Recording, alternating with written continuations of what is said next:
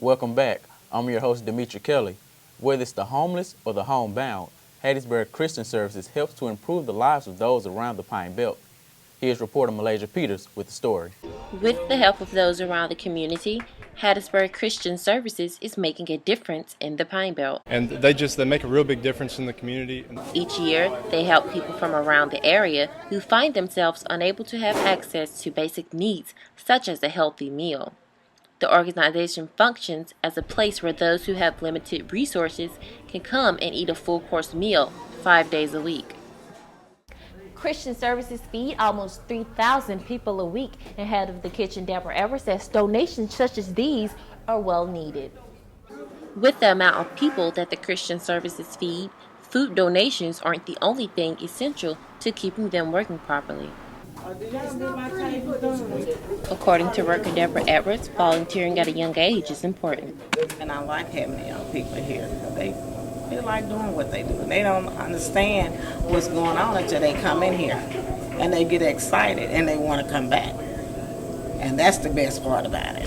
Getting them excited and getting them wanting to do it. William Carey student Christopher Oglesby says he saw his mother struggle as a child, and that is what motivates him to volunteer. I have to make choices of whether she was able to put food on the table or whether she was able to pay bills, get our medicine. I saw that struggle, and I saw so many people overlook that, and it broke my heart. The Christian Services are open Monday through Friday from 9 a.m. to 4 p.m. There's an old expression that states music soothes the soul, but it's also a central learning tool for one local school. We all get stressed out at some point, but there seems to be one thing that we all can relate to in some kind of way. That one connection is music. Even at a young age, the DuBois School for Language Disorders use music as a learning tool to help students with their speech progression. Karen Irwin, lower level coordinator, believes music lowers stress and brings the joy out of her students. And I've seen students when they are given music in school, you can almost see that stress go away, like, oh, I've heard this before. Despite their background or disability, Irwin wants her students to appreciate music. Music is universal, and that it can provide assistance to children with difficulties, especially language disorders. Although music is an early teaching tool, many college students see music as an escape from school.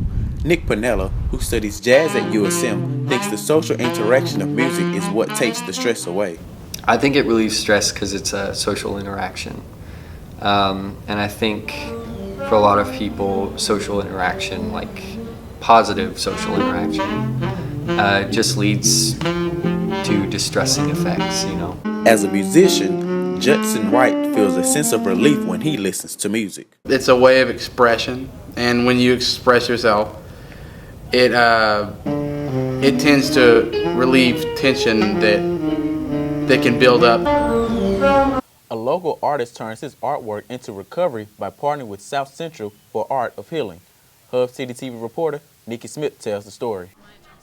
South Regional Medical Center's annual Art of Healing event is more than just a night of music and art. For Laurel native Jim Provost, it is a chance to showcase his craft, handcrafted knives, which serves as an outlet and a part of his recovery. His wife Leslie says he's an inspiration to everyone he meets. He has, which is fibromuscular dysplasia, and to be able to come back and have a craft and be as talented after retirement, I just feel like he's an inspiration to others. All the proceeds for the event go toward providing free health screenings for the community. South Central is all about preventative care. Free screenings could make for a healthier community.